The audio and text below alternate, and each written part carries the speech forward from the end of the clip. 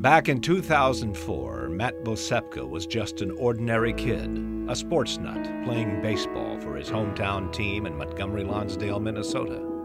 Matt was the #1 pitcher for his team, so he threw a lot of pitches in a lot of games during the summer months. His dad, Larry, was his coach. One especially hot day that summer, Matt was on the mound, and something just didn't feel right.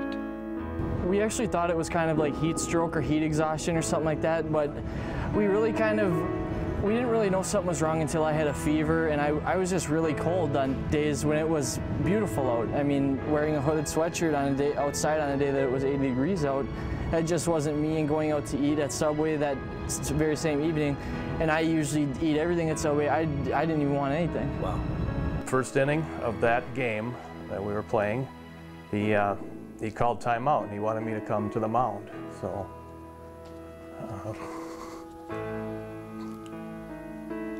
it's tough. I went out there. He says, "I'm dizzy. I don't feel good." I said, "Okay, let's." There were 2 outs at the time. I said, "Let's just relax, take some deep breaths, get back on the mound, and let's get out of the inning, and we'll go from there." So I think, if I remember right, he struck the kid out. So come back to the dugout, had him sit in the corner, get an ice pack on his neck. A few days later, after a lot of tests and even more unanswered questions, the doctors found out what Matt was facing. We were going from Burnsville to Shakopee at first, and from Burnsville to Shakopee, Matt said, "You know, Mom, I can handle anything but cancer." Like, and it just kind of, okay, you know, I mean. And the doctor came running up from the lab in the basement, and she told us that he had leukemia. So it was just like, they tell you when you hear that the room spins, and it really does. I mean, it really does. Matt was sitting in his bed eating the food that he so desperately wanted for supper. Hand up food here while it was happening. I was standing when they were telling it. You just freeze. Everything freezes. Everything stops when they tell you that. I asked Matt's mom and dad the tough questions. What went through their minds first after they heard what Matt's doctors had told them? Does your mind immediately go to, he'll be okay, and there's a cure for this, or he could die? My response, what I thought, is he could die. And you have no time, you know. How much time do we have? A week, 2 weeks, a month? That's the big question that I had in my mind. Shelly, what were you thinking? That he could die, but that couldn't happen to us. That somehow he couldn't die. That we just we couldn't do that. We couldn't deal with that. His brother and sister couldn't deal with that. So it's somehow not going to happen. It just can't happen. I mean. Matt was diagnosed with acute lymphoblastic leukemia. Then, in another couple of weeks, his doctors discovered he had a chromosome disorder called Philadelphia H+. The only time I saw him lose whatever was holding him up was the day that we found out that he had the Philadelphia chromosome, and it changed his treatment plan. And that was the first time I saw him break a little. And then he just pulled himself right back up and like, okay, well, okay, that changes everything, and then I'll just do what they do. I always thought he truly believed if he just did what they said, and maybe that's because he has a teacher for a mom, but if he just did everything they said, everything would be okay. But Matt's a fighter, a true competitor. We talked about the similarities in facing his disease head-on and pitching out of a jam in the late innings of a game.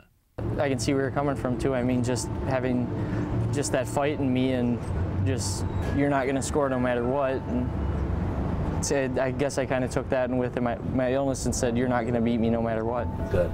I agree with that 100%, because his whole life up to that point was about competition, you know, sports, 3-sport athlete, and nobody was going to beat him out for a spot, and that's what was going to happen, is he was going to take control and beat it.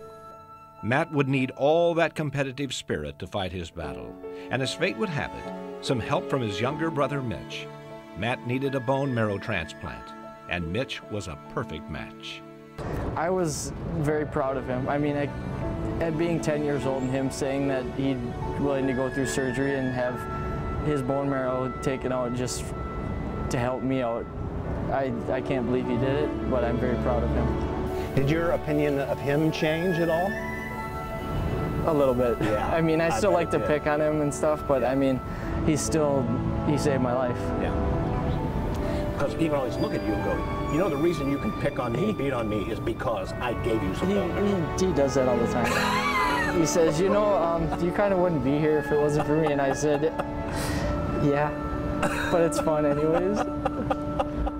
Matt also tells me that sometimes you kind of lord that over him, the fact that he is alive today because of you.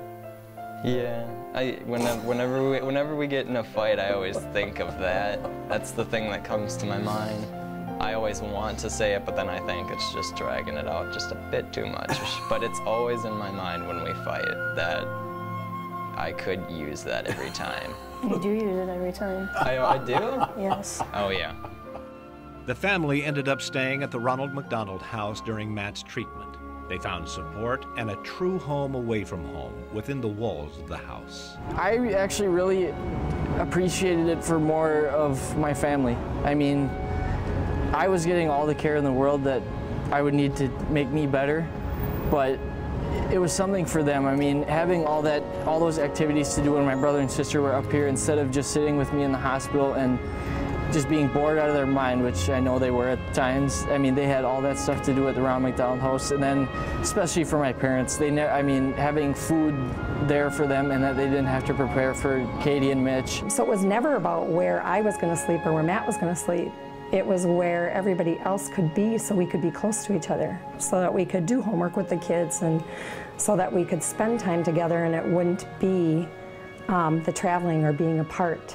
Matt's sister Katie and brother Mitch both found plenty of things to keep them busy at the house during their stay. Even a movie theater. Yeah, they even have a cinema theater. Wow. With a sign that lights up. And the basketball court. Yeah.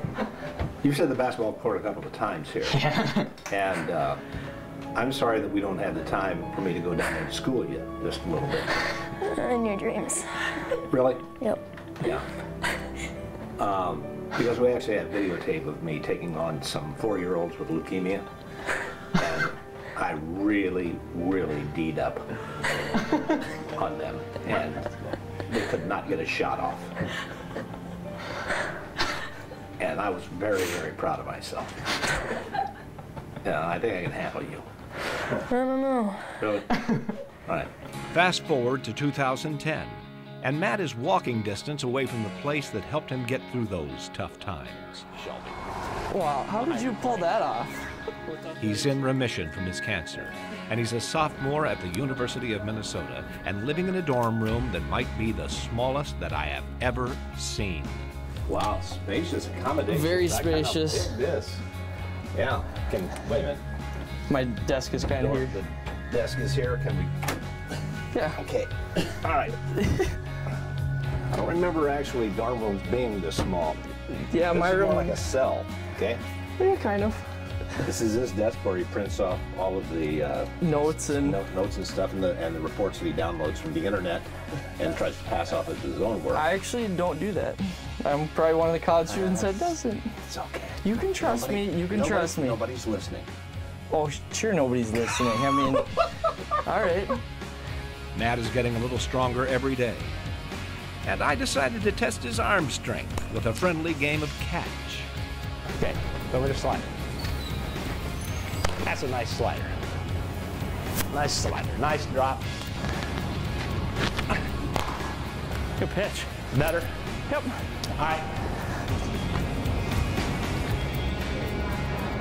Oh. There's nothing like throwing a few pitches on a beautiful day. It's something Matt and his family can appreciate even more now, knowing that Matt's outcome could have been a lot different. Were you scared? Yeah. I thought he wasn't going to make it, but then he did, and it just brought my spirits up, and I felt like there was a way in the world that we're going to move on from all of this and get back to the way it was, and it is. Anything I can do to help anybody else that would have any questions or need any assistance with anything, that's me. I mean, I would be there in a heartbeat. And you were. That's why you went back and volunteered at the Ronald McDonald House. That was always my goal. If I got into this university, that was one of the things I always wanted to do, is just go back and help the people that helped me out when I was a resident there.